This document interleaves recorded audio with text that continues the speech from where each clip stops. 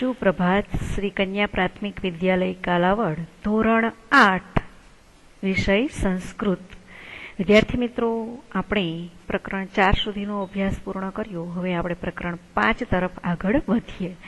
5મા પ્રકરણનું નામ છે પ્રભાત વર્ણનમ, એટલે કે સવારનું વર્ણન. વિદ્યાર્થી મિત્રો, ગુજરાતી ભાષાની અંદર, હિન્દીની અંદર આપણે સવારનું વર્ણન કરતા ઘણા બધા કાવ્યો શીખ્યા છીએ. સોનેરી સવાર એ માટેથી ગુજરાતીમાં કાવ્ય હતું. તમે ધોરણ 7માં શીખી ગયેલા હશો. સોનાવરણી સવાર છે ભાઈ, સોનાવરણી સવાર છે એવું. એ જ રીતે અહીંયા પણ સવારને મહત્વ દર્શાવતું સંસ્કૃત ભાષાની અંદર કાવ્ય આપવામાં આવેલું છે. આ કાવ્ય વિદ્યાર્થી મિત્રો આપણે કંઠસ્થ કરવાનું છે, એટલે કે પાકું કરવાનું છે, અને એમનો અનુવાદ પણ આપણે પાકો કરવાનો રહેશે. કારણ કે આપણને એકમ કસોટીની અંદર આમના શ્લોકો પૂછાય, અથવા તો સવારનું વર્ણન કરતા 5 વાક્યો લખો એવું પૂછાય, તો આપણે આના આધારે લખી શકીએ. હવે પ્રભાત એટલે કે સવાર. પ્રભાતના સમાનાર્થી શબ્દો સવાર, પછી ત્યાર પછી ઉષા, આ બધા એમના સમાનાર્થી શબ્દો થાય છે. એટલે વર્ણન કરવું એટલે વર્ણનમ. ત્યાર પછી જોઈએ આપણે ચિત્રની અંદર કે સવારનું વર્ણન કેવું હોય, સવારનું વાતાવરણ કેવું હોય છે. તો સવારમાં દરેક સજીવ જીવજંતુ બધા જ જાગી જાય છે, અને સૂર્ય ઉગી રહ્યો હોય, અને આકાશ છે એ કેસરિયા રંગનું થઈ ગયું હોય એવું આપણને દેખાય છે. તો અહીંયા સંસ્કૃતમાં ચંદ્ર અસ્તમ ગચ્છતિ, ચંદ્રનો અસ્ત થાય છે કે સૂરજ ઉગે ને. વિદ્યાર્થી મિત્રો, આપણે આ ઘણી વખત માર્કિંગ ઘણા લોકોએ ના પણ કરેલું હોય કે ચંદ્ર છે આખી રાત ચંદ્ર હોય છે અને સવારથી સૂર્ય હોય છે. આખો દિવસ સૂર્ય જોવા મળે છે અને રાત્રે આપણે ચંદ્રને જોઈ શકીએ છીએ. તો સવાર ક્યારે થાય છે કે જ્યારે ચંદ્રનું અસ્ત થાય છે. અસ્ત થવું એટલે આથમી જવું એવું પણ થાય, અને અસ્ત પામવું એવું પણ આપણે કહી શકીએ. એટલે આપણે એવું પણ લખી શકીએ ચંદ્રનો અસ્ત થાય છે, અથવા ચંદ્ર આથમી જાય છે. સૂર્ય ઉદયમ ગચ્છતિ, સૂર્યનો ઉદય થાય છે. ચંદ્ર આથમી જાય છે, સૂર્ય ઉગી જાય છે. ઉદય થવું એટલે કે ઉગવું, અને અસ્ત પામવું એટલે કે નાશ પામવું અથવા તો આથમી જવું. અહીંયા ચંદ્રની વાતમાં અસ્ત છે એટલે આપણે એનો આથમી જવું એવો પ્રયોગ લઈએ છીએ. પરિતો ભવતી પ્રકાશ, પરિતો એટલે ચારે તરફ, પ્રકાશ ફેલાઈ જાય છે. પરિતો શબ્દનો અર્થ થાય છે ચારે તરફ. પ્રકાશ એટલે કે પ્રકાશ અથવા તો અંજવાળું. ચારે તરફ અજવાળું ફેલાઈ જાય છે, પરંતુ આપણે અનુવાદમાં એવું લખીએ કે ચારે તરફ પ્રકાશ ફેલાઈ જાય છે તો પણ ચાલે, કારણ કે આપણે પ્રકાશ શબ્દનો અર્થ જ સમજીએ છીએ કે પ્રકાશ એટલે કે અજવાળું થવું, અંજવાસ થવો. મંદમ ચલતી સમીરહ, મંદમ એટલે ધીમેથી. સવારના સમયે પવન છે એ પણ ધીમેથી ચાલે છે. સમીર શબ્દનો અર્થ થાય છે પવન. પવન ધીમે ધીમે ચાલી રહ્યો છે, પવન ધીમેથી ચાલે છે. મધુપો ભવતી સધીરહ, મધુપો એટલે કે અહીંયા ભમરો છે એમને મધુપો નામ આપવામાં આવેલું છે, કે જે જે મધુરનું પાન છે કરે છે તે. હવે અહીંયા આ વાક્ય છે આપણને ગુઢાર્થ સ્વરૂપે આપવામાં આવેલું છે.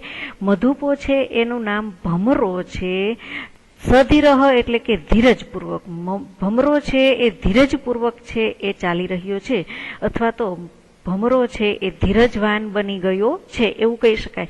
તો આનો ગુઢાર્થ એવો છે કે સવારમાં જે ફૂલ ખીલતા હોય છે ને, એ ફૂલ ખીલે ને ત્યારે ખરેખર તો મધમાખી છે એ ફૂલમાંથી મધનો રસ ચૂસવા માટે જાય છે, પરંતુ અહીંયા છે એ ભમરો છે મધમાખીની પહેલા જઈ અને મધ છે એ ચૂસી લે છે. એટલા માટે ભમરો છે એ ધીરજપૂર્વક મધમાખીની પહેલા પહોંચવાનો પ્રયાસ કરવામાં આવે છે. એટલા માટે અહીંયા મધુપો ભવતી સધીરહ વાક્ય આપવામાં આવેલું છે.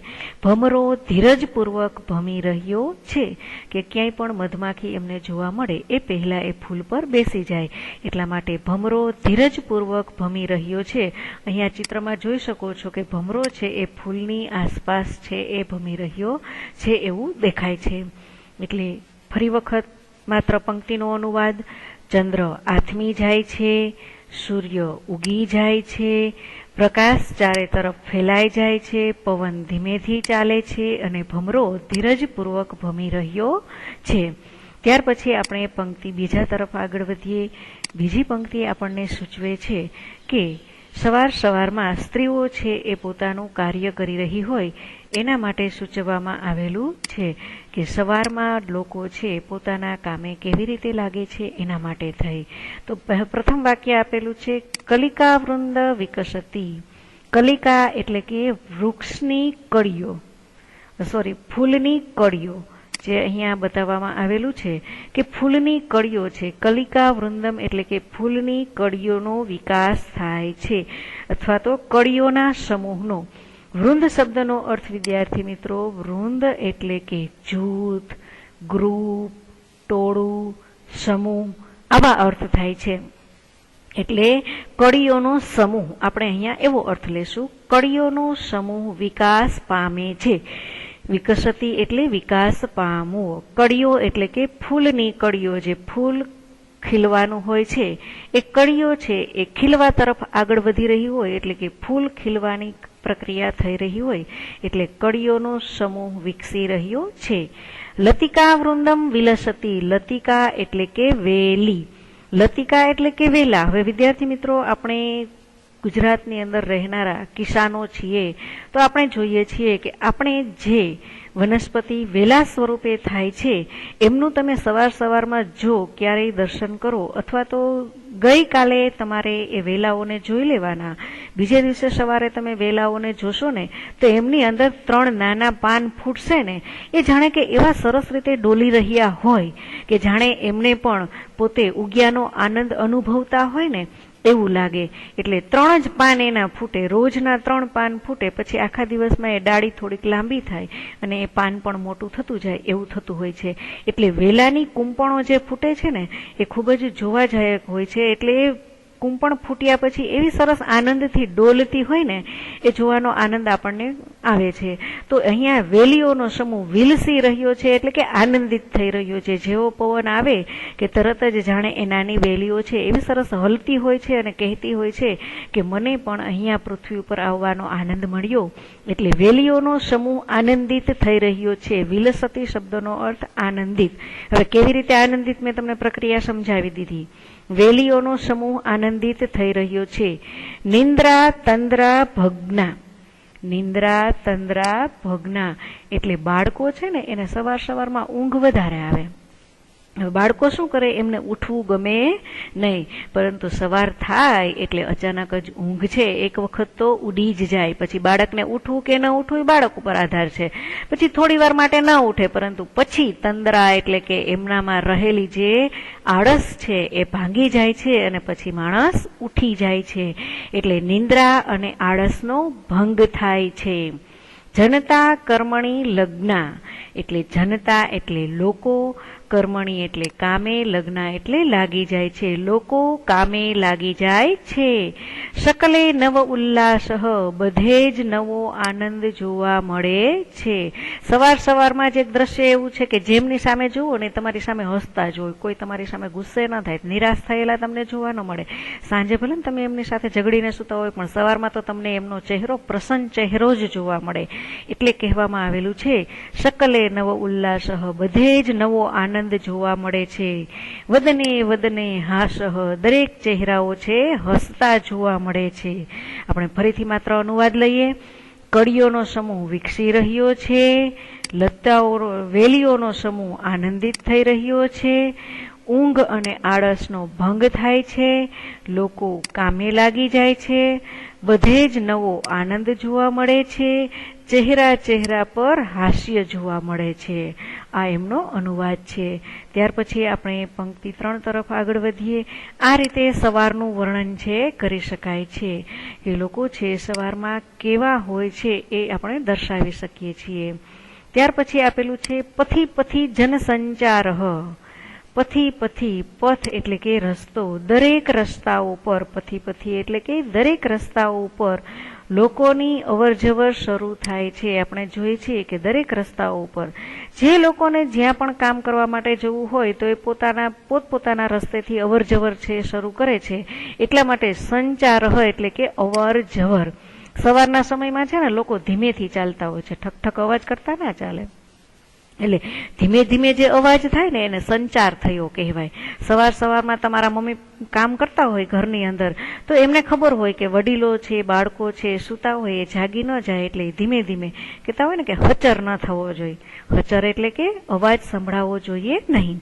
તો દરેક લોકો ઉપર ધીમી ધીમી અવર જવર થાય છે કે જે લોકો રસ્તાથી નીકળે છે એ બાજુના ઘરના લોકો જાગી ન જાય એ માટે ધીમે ધીમે જતા હોય છે. સવારમાં લોકો કોઈ પણ વાહન લઈને નીકળે ને તો પણ એ પણ ધીમે ધીમે ચલાવે, કારણ કે બીજા લોકોની ઊંઘ બગડે નહીં માટે. એટલે દરેક રસ્તા ઉપર લોકોની અવર જવર શરૂ થાય છે. નુપુર રવ ઝંકારઃ. નુપુર એટલે કે ઝાંઝર, રવ એટલે કે અવાજ, ઝંકાર એટલે જણકાર. ઝાંઝરના જણકારનો અવાજ સંભળાઈ રહ્યો છે. કારણ કે વહેલા તો કોણ ઉઠે? સ્ત્રીઓ જ વહેલી ઉઠે, અને સ્ત્રીઓ પગમાં ઝાંઝર પહેરે છે, અને એના આધારે બીજા લોકોને ખબર પડે કે હા, હવે સવાર પડી ગઈ છે. એટલે ઝાંઝરના જણકારનો અવાજ સંભળાય છે. વિટપે ખગકુલરઃ. માત્ર સ્ત્રીઓ જ વહેલી ઉઠે છે એવું નહીં, બીજું કોણ વહેલું ઉઠે છે? તો વિટપે એટલે કે ડાળીએ, ખગકુલરવઃ એટલે કે પક્ષીઓનો કલરવ સંભળાય છે. ડાળીએ પક્ષીઓનો કલરવ સંભળાય છે. જેમ સ્ત્રીઓ વહેલી ઉઠે છે ને એમ પક્ષીઓ પણ વહેલા ઉઠી અને પોતાનો મધુર ગાન કરતા હોય છે, અને એના દ્વારા સૂરજના વધામણા, સવારના વધામણા પણ કરી રહ્યા હોય છે.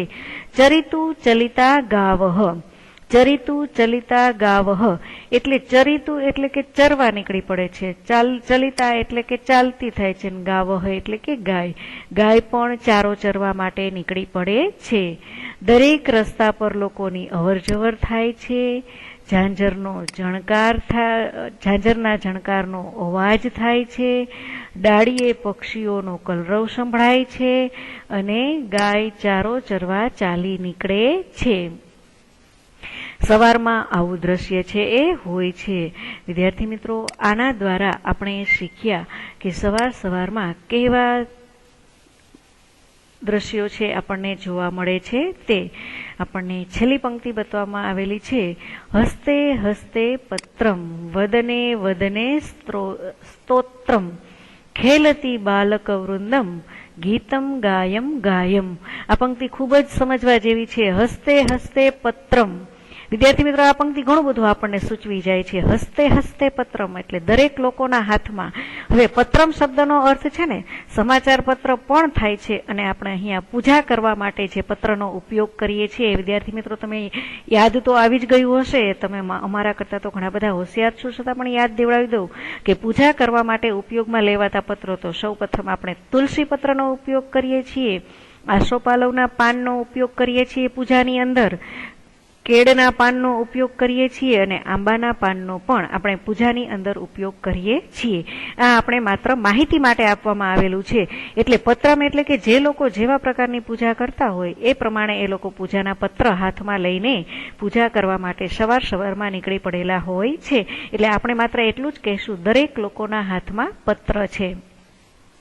શહેરી વાતાવરણની અંદર શું હોય? તો કે શહેરી વાતાવરણની અંદર ઉઠતા હોય લોકો છાપું વાંચે, એટલે દરેક લોકોના હાથમાં વર્તમાન પત્ર પણ જોવા મળે. અહીંયા આપણે ક્લેરી કરવાની નથી કયું પત્ર કોના હાથમાં છે તે, માત્ર આપણે એટલું જ કહેશું દરેક લોકોના હાથમાં પત્ર છે. વદને વદને સ્તોત્રમ. હવે જુઓ વિદ્યાર્થી મિત્રો, વદને વદને સ્તોત્રમ, અહીંયા પણ એક સારો એવો શબ્દ આપવામાં આવેલો છે, સ્તોત્ર. હવે જો તની જગ્યાએ ત્ર આપેલો હોય અને એમાં એવું લખવામાં આવેલું હોય કે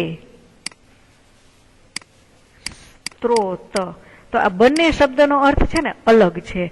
સ્તોત્રમ એટલે કે આપણે સંસ્કૃત ભાષાની અંદર જે શ્લોકો ગાઈએ છીએ ને એને સ્તોત્ર કહેવાય છે, અને સ્ત્રોત એટલે કે કોઈ પણ મૂળ વસ્તુનો જથ્થો, જે વૈજ્ઞાનિક શબ્દ છે. એટલે આપણે જ્યારે અનુવાદ લખીએ છીએ ને ત્યારે આ બંને શબ્દ લખવામાં ભૂલ ના કરતા, એ ખાસ યાદ રાખજો. જો તમે સ્ત્રોત લખશો ને તો તમારો જવાબ ખોટો બનશે. તમે સ્તોત્ર જ લખજો, વાંચવામાં પણ ખાસ યાદ રાખજો. દરેક લોકોના ચહેરા પર સ્તોત્ર છે એટલે કે શ્લોક છે. ખેલતી બાલક વૃંદમ, બાળકોનું સમૂહ રમી રહ્યો છે. ગીતમ ગાયમ ગાયમ. હવે અહીંયા એક ખાસ પંક્તિ સમજવા જેવી છે. ગીતમ એટલે કે ગીત, ગાયમ ગાયમ 2 વખત આપવામાં આવેલું છે. તો કોઈ પણ સવારના સમયમાં આપણે જોઈએ તો ઘણા લોકો છે એ બીજા લોકો ગીત ગાય. તમે સામાન્ય તમને કહું કે વિદ્યાર્થી મિત્રો પ્રાર્થનામાં બેસે તો ઘણા લોકોને પ્રાર્થના ગાવી જ ન હોય, પરંતુ શું થાય, 2 વિદ્યાર્થીઓ પ્રાર્થના ગાવાનું શરૂ કરે ને તો અચાનક મૂંગા બેઠા બેઠા આપણાથી પણ પ્રાર્થના ગાવાની શરૂઆત થાય છે. એટલે કે ગીત ગાઈને ગવાય છે એવું કહેવામાં આવેલું છે. ગીત ગાઈને ગવાય છે. સવારમાં ઘરમાં દાદીમાં પૂજા કરી રહ્યા હોય અને શ્લોકો ગાતા હોય અથવા તો કોઈ પણ ભજન ગાતા હોય તો પાછળ મમ્મી છે, બાળકો છે એ પણ પોતે એ સાથે સાથે દોહરાવતા હોય. આવડે કે ન આવડે પણ ગુણગાન એમના ચાલુ થઈ જાય છે. એટલા માટે સવારનું વાતાવરણ એવું છે. ગીત ગાઈને ગવાય છે. અત્યારની જનરેશન શું કરી રહી છે? ફોનમાં ગીત વગાડે, સીડીમાં ગીત વગાડે. પોતાને આવડે નહીં એટલે એમાં ગીત વગાડે ને પાછળ ગાવાનો પ્રયાસ કરે. એટલે અહીંયા આ પંક્તિ સાબિત થાય છે કે ગીત ગાઈને ગવાય છે. વાસુદેવ ત્રિવેદી શાસ્ત્રી દ્વારા રચાયેલું આ કાવ્ય આપણે પાકું કરવાનું છે. સૌપ્રથમ આપણે શબ્દાર્થ લખીશું, ત્યાર પછી સંસ્કૃતમાં શ્લોક પણ લખવાનો છે અને અનુવાદ પણ લખવાનો છે. હવે એમના વિકલ્પો તમને આપવામાં આવેલા છે. સૂર્યોદય કદા ભવતી. હવે તમે કાવ્યના આધારે અવશ્ય જવાબ આપી જ શકો છો. સૂર્યોદય પ્રભાતે ભવતી. સૂર્યોદયસ્ય અનંતરમ જનાહ કિમ કરવંતી. તો સૂર્યોદયસ્ય અનંતરમ જનાહ કર્મણી લગ્ન ભવતી એટલે કે કામે લાગી જાય છે. પ્રાતઃકાલ વદને વદને કિમ અસ્તિ. પ્રાતઃકાલે વદને વદને હાસઃ ભવતી. લોકો સવારમાં હસતા હોય છે, રડતા હોતા નથી. બાલક વૃંદ પ્રભાત કાલે કિમ કરોતી. બાલક વૃંદ પ્રભાત કાલે ખેલતી. સવારમાં બાળકો રમવા લાગે છે. કૌંસમાં આપેલા શબ્દોનો ઉપયોગ કરી વાક્ય ફરીથી બનાવવાનું છે. આવું કાર્ય તો આપણે ઘણી વખત કરેલું છે. મંદમ ચલતી સમીરહ. તો શીઘ્રમ કોણ ચલતી? તો કે શીઘ્રમ અશ્વાહ ચલતી. મંદમ શશકઃ ગજઃ ચલતી. શીઘ્રમ શશકઃ ચલતી. મંદમ મહર્ષિ ચલતી. આ રીતે છે વાક્યો તમારે બનાવવાના છે. ત્યાર પછી વિરોધી શબ્દ આપણે દરેક વખતે પાઠ ચાલતો હોય છે ત્યારે વિરોધી શબ્દ સાથે સાથે બોલતા જ હોઈએ છીએ. તો અહીંયા પણ મંદમનું વિરોધી શીઘ્રમ, ઉદયનું અસ્તઃ, સધીરહનું અધીરહ અને નિંદ્રાનું જાગરણમ. આ રીતે છે. હવે સમાનાર્થી શબ્દો. સમીરહ એટલે કે પવન થાય છે. તો અહીંયા અનિલ શબ્દ આપેલો છે. સમીરહ માટે અનિલહ. અનિલ પણ પવન માટેનો જ શબ્દ છે. સૂર્ય દિવાકરહ. દિવાકરહ છે એ સૂર્યનું બીજું નામ છે. મધુપહ એટલે ભ્રમરહ. ચંદ્રહ એટલે સુધાકરહ. અને ગાવહ એટલે ગાય ને સંસ્કૃતમાં ધેનવહ પણ કહી શકાય છે. હવે તમારે સુવાચ્ય અક્ષરે પંક્તિ લખવાની છે. ત્યાર પછી તમને વૃંદ શબ્દ માટે ઉપયોગ કરી અને વાક્ય બનાવેલું છે. સખી વૃંદ. એ જ રીતે મિત્ર વૃંદ, ગાયક વૃંદ, વાદક વૃંદ, ગોપ વૃંદ, બાલ વૃંદ એવા શબ્દો છે બને છે. વિદ્યાર્થી મિત્રો, તમારે પાકી બુકની અંદર શબ્દાર્થ, શ્લોક, સંસ્કૃત શ્લોક પણ લખવાનો છે અને અનુવાદ પણ લખવાનો છે. અને ત્યારબાદ પીડીએફ આપવામાં આવે તે પીડીએફ હોમવર્ક પૂર્ણ કરવાનું રહેશે. અસ્તુ. ધન્યવાદ.